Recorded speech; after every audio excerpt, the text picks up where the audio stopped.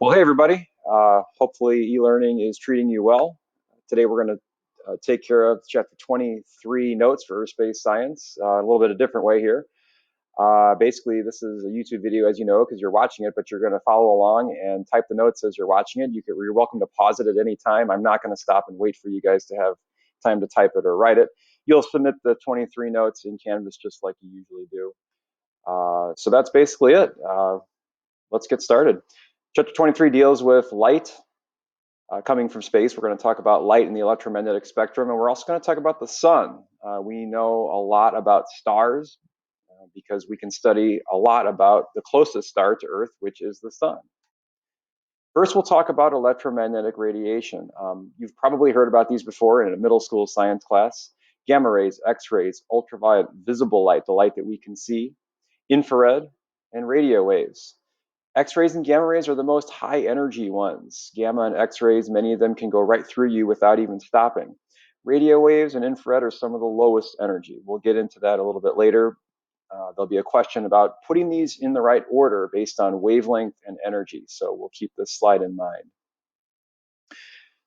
All electromagnetic radiation, no matter what type it is, travels at the speed of light. So the speed of light really should be called the speed of electromagnetic radiation. All types of EM radiation, including light, travel incredibly fast, 186,000 miles per second. It's hard to visualize that. Basically, light could travel around the world 7 times in 1 second. So you don't need to type this entire slide, but what you could easily do is do a Google Images search for the electromagnetic spectrum, and something like this, probably this exact slide, will come up. If you want to just go ahead and copy and paste some image, an image of the electromagnetic spectrum into your notes, into your Google Doc, that's perfect. What do we want to highlight on this slide? We definitely need to know which ones have the lowest energy and the highest energy. That is to say, the radio end of the spectrum is the lowest energy, all the way down to through infrared, visible, ultraviolet, X-ray, and gamma ray. Gamma rays have the highest energy. We also need to take a closer look at the visible portion of the spectrum.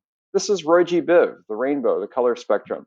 Red light, right here, has the longest wavelength and also the lowest energy. Violet light, or purple light, has the smallest wavelength and also the highest energy. Down here toward the bottom, you can see I wrote in there that, just to recap here, radio waves have the longest wavelength all the way down to X-rays and gamma rays, which have the shortest wavelength. So we're going to ask you on a test eventually to sort of order these types of electromagnetic energy from lowest energy to highest energy, and from longest wavelength to shortest wavelength, or vice versa. You're going to be given a picture of the electromagnetic spectrum chart, but you won't have my handwritten notes on here. So that's the handwritten part is what you're going to have to know and remember. In a physics course, we would discuss the differences between treating light as a wave and a particle, but we're not going to get into that in this class. Next topic is spectroscopy. When we study light, specifically when we study the wavelengths of light and try to learn about the physics or the science of the situation, we call that spectroscopy.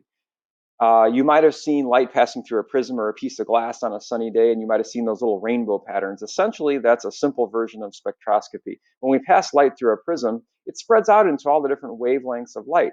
And as it turns out, wavelength is color for all intents and purposes. Different colors here on this slide mean different wavelengths. If you look at the upper right side, different colors are different wavelengths of light.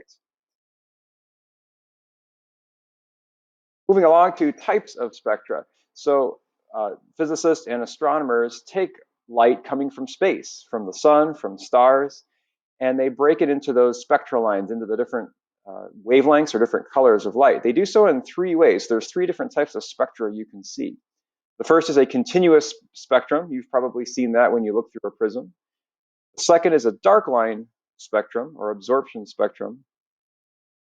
So sometimes as light passes through a cool gas, that some of that energy is absorbed into the electrons of the atoms. That light is absorbed and bumps electrons up to a higher level. When that happens, we see missing colors out of the spectrum. We'll take a look at a picture of this in a second.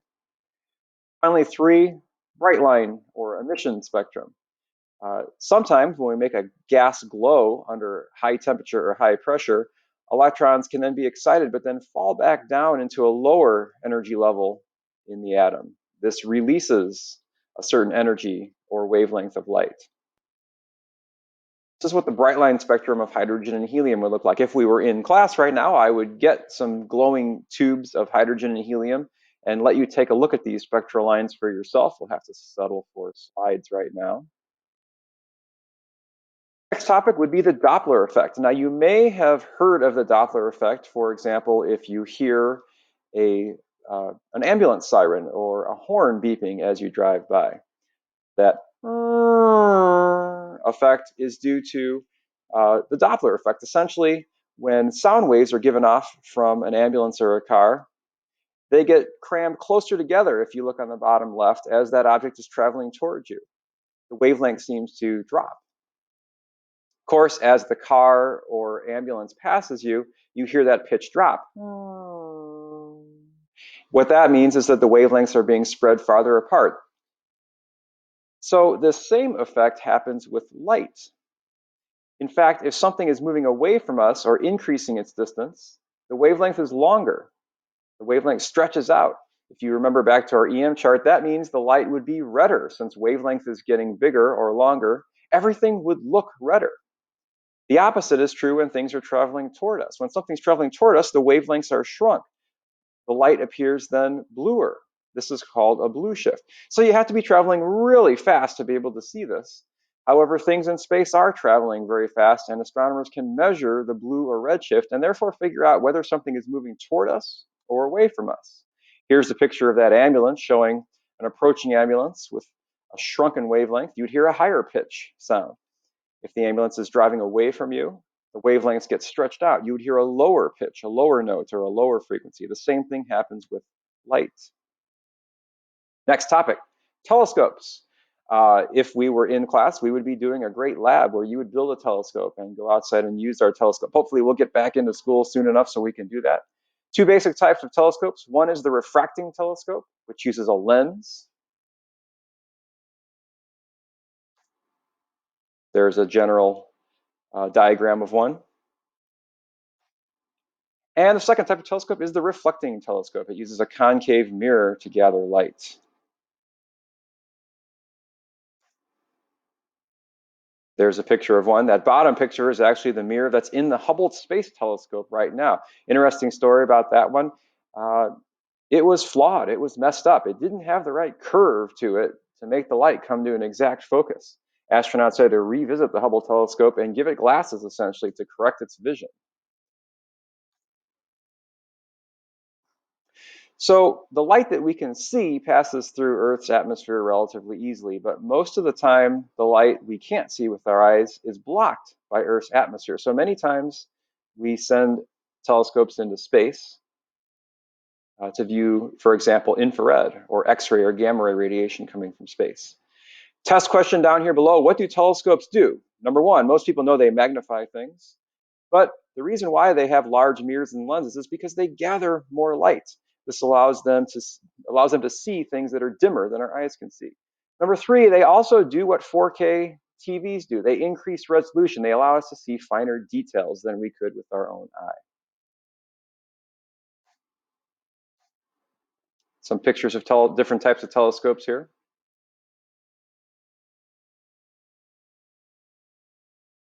The large radio telescopes that pick up radio signals from space. There's some information about other observatories. We don't necessarily need to write this down.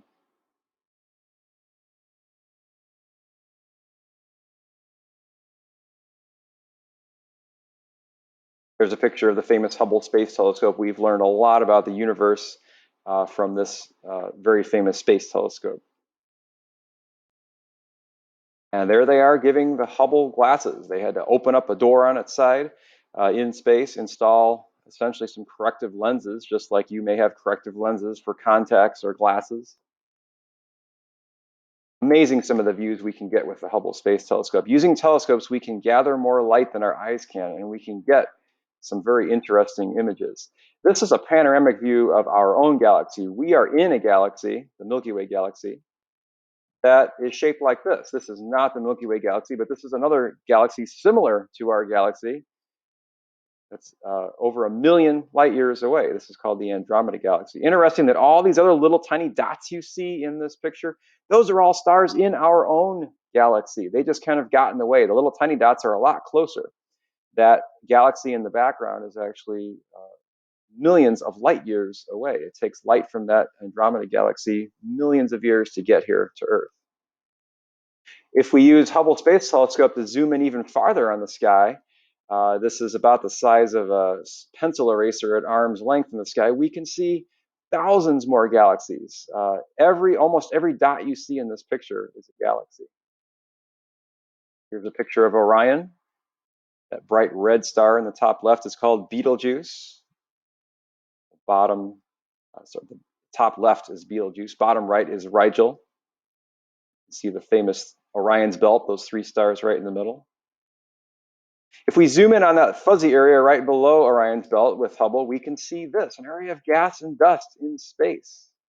In fact, this is an area of gas and dust in space that we think new stars and new planets and new solar systems are forming right now. Think back to the nebular hypothesis, where we think that the Earth and planets and the sun formed from a rotating cloud of gas and dust. Well, here is some evidence that that's still happening today. If we zoom in farther, we can see some darker areas in the Orion Nebula that are denser areas of gas and dust. If we zoom in even farther with the Hubble Space Telescope, we can see these blobs of gas and dust. And some of them even have a little bright reddish dot in the middle. We think those are protosuns. And can you see how there's disks of material sort of orbiting around them? Those are probably the same disks of material, or they look the same as our solar system did 4.5 billion years ago when our planets were still forming. There's an even closer up picture. It's a new baby solar system, a sun and a solar system that was just born just a few million years ago. Hardly anything when you talk about times in this class. There are a couple enhanced images of these protoplanetary disks with the protosun and then the disk of material that's probably forming planets right now. Amazing images from the Hubble Space Telescope. This is the next generation James Webb Telescope that will be launched hopefully in a year or two. All right, last topic is the sun. The sun is our star, the closest star to us. It's one of at least 200 billion stars that make up the Milky Way. Generally, it's considered an average star. There are stars that are dimmer and there are stars that are brighter as well. You can break up the sun into 4 parts. Its interior, anyway, can be broken into 4 parts. Photosphere. That's the surface of the sun, although the sun doesn't technically have a surface, just like Jupiter doesn't have a surface. It's made of gas, but it's the layer where the gas becomes thin enough that the light can actually escape. It's about 10,000 degrees Fahrenheit. Second is the chromosphere. It's pretty thin. It has spicules. We'll take a look at those in a second, an image of those. It's just a few thousand kilometers thick. There's those spicules of the chromosphere.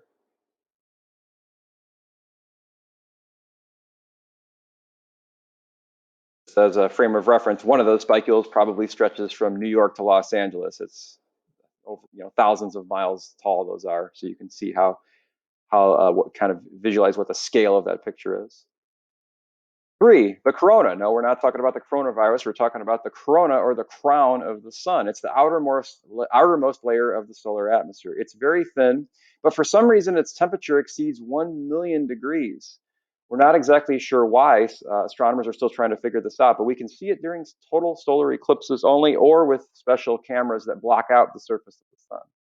And there is a picture of the solar corona.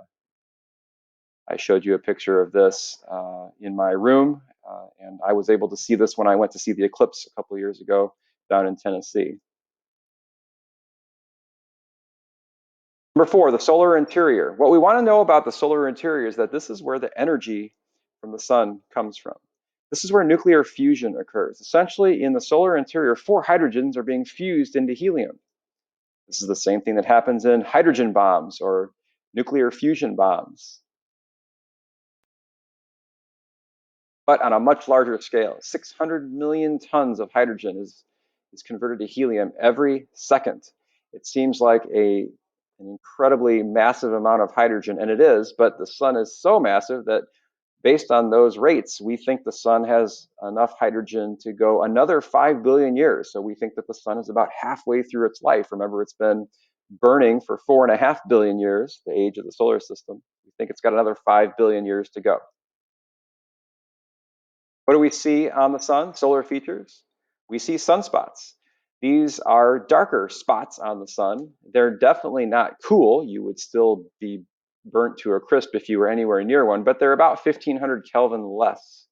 For some reason, there seem to be more of them and less of them every 11 years. Unfortunately, we are in a low part of the cycle. I haven't seen any for about a year and a half on the sun, but we can easily see them with our telescope if they were there. And there's a picture of some sunspots in a more active time period. They usually occur in pairs, interestingly, and it seems as though that one has a north magnetic pole and the other has a south magnetic pole. If you can see those black spots showing up in pairs, some of them do anyway. Plages are bright centers of solar activity, and prominents are huge arcs of material that gets thrown out into space, way up into the corona. A picture of a prominence.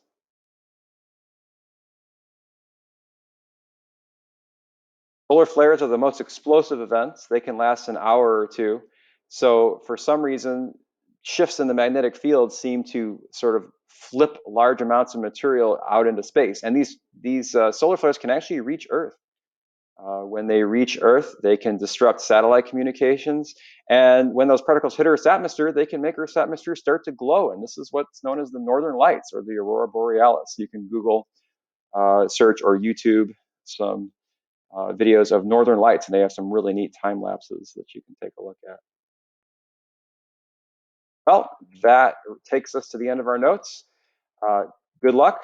As you know, please type these up and submit them in Canvas by the due date indicated in Canvas. If you have any questions, you guys can always reach out to me by sending me a message in Canvas or emailing me or even Google Hangouts as well. Have a good day, everyone. I'll talk to you soon.